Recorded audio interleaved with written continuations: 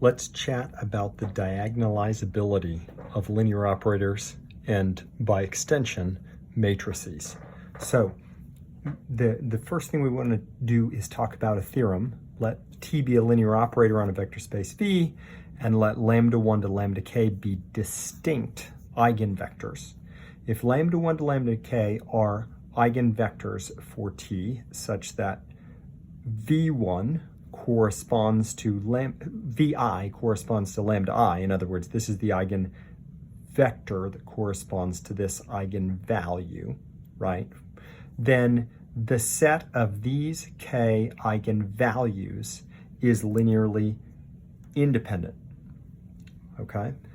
Now, I'm not going to give you a full proof for this, but maybe a proof idea, okay? The proof is induction.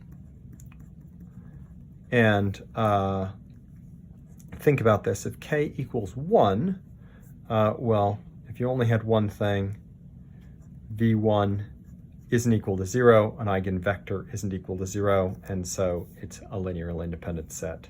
Works pretty well. If you assumed that this was true for any k minus 1 distinct eigenvalues, that if you have a set of eigenvectors, that eigenvectors are linearly independent, well, think about this, okay? For the whole set, lambda 1 all the way to lambda k, distinct eigenvalues, and v1 to vk corresponding eigenvectors. Okay, how do you show something's linearly independent? Suppose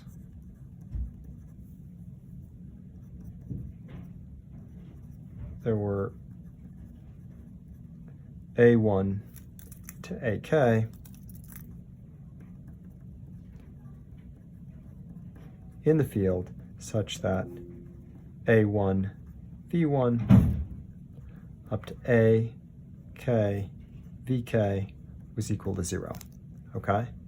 And now we're going to apply to this linear combination, we're going to apply a linear operator, okay? I'm going to apply T minus lambda ki, okay? So what would that do to this? Well, this linear operator to 0 would still be very much 0, and then if I applied T lambda ki to this, well, the first thing, right, that would be A1, and what happens with V1 here? T of V1 is just lambda 1V minus, well, the identity and lambda k. Let me factor out that V. So lambda 1V, lambda k, V. Well, the same is true for the second one, right? It's A2, but that second V2 is just T of V2 is lambda 2 minus lambda k V, all the way out to AK, lambda k minus lambda k V. Well, what do you notice about that term? I mean, obviously, that term is 0. So now you have a linear combination of k minus 1 vectors. So what do you know?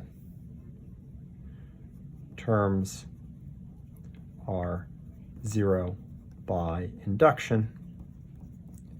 And think about this.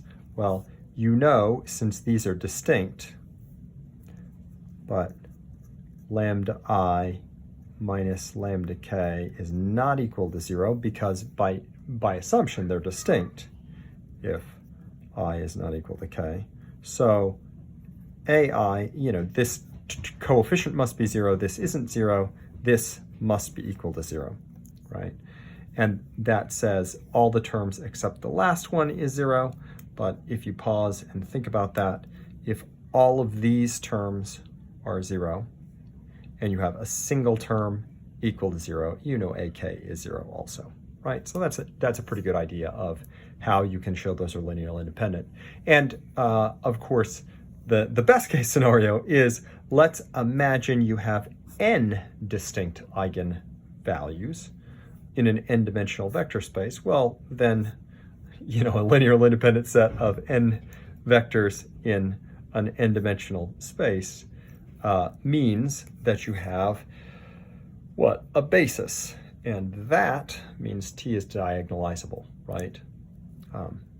So what's that look like? Well, let's just do a nice toy example here. I'm going to take the characteristic polynomial, right, the determinant of a minus ti2, right? That's 1 minus t, 1, 1, 1 minus t, and so I've got 1 minus t squared, that times that, minus 1 squared, also known as, let's see, 1 minus 2t plus t squared minus 1, which is, let's see, you got a t squared minus 2t, and what is that? That's t times t minus 2. Okay, so what are the eigenvalues here? What are the zeros of the characteristic polynomial? T equals 0, t equals 2, right? We have a two-dimensional space and two distinct eigenvalues. Therefore, A is diagonalizable.